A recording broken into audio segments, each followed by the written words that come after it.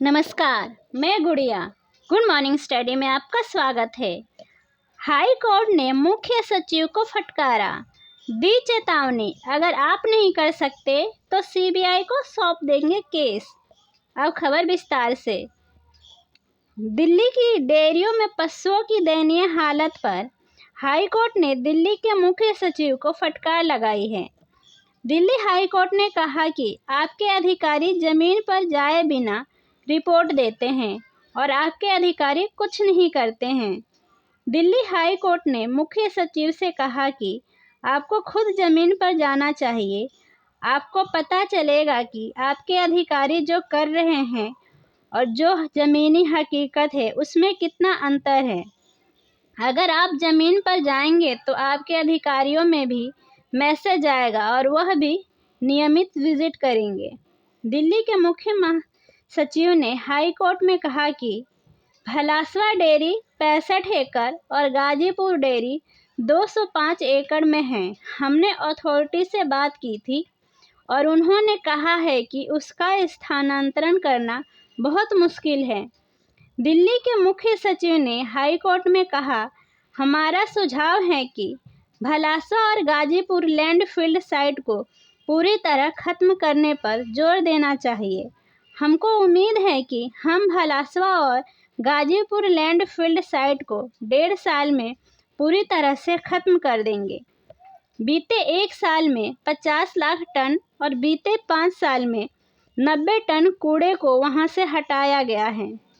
Delhi high court ने कहा कि गोगा डेयरी के पास ज़मीन है लेकिन वहां पर लगातार अतिक्रमण हो रहा है।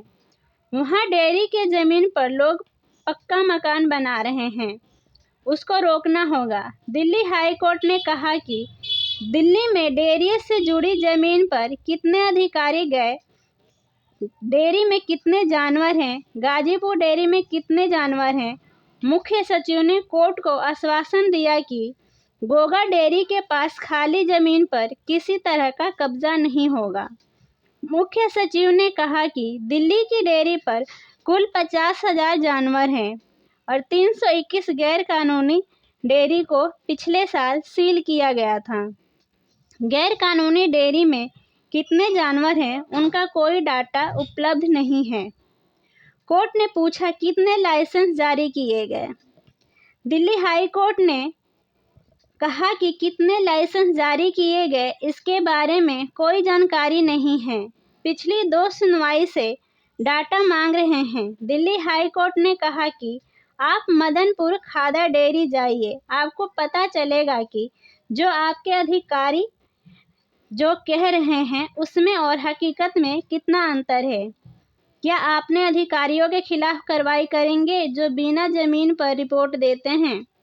दिल्ली हाई कोर्ट ने कहा, डेयरी में जानवरों के लिए कोई मेडिकल सुविधा नहीं है, वहां पर अंदर किसी को जाने की इजाज़त नहीं है और साफ सफाई भी नहीं होते हैं। अधिकारी कुछ नहीं कर रहे हैं, कोर्ट ने कहा।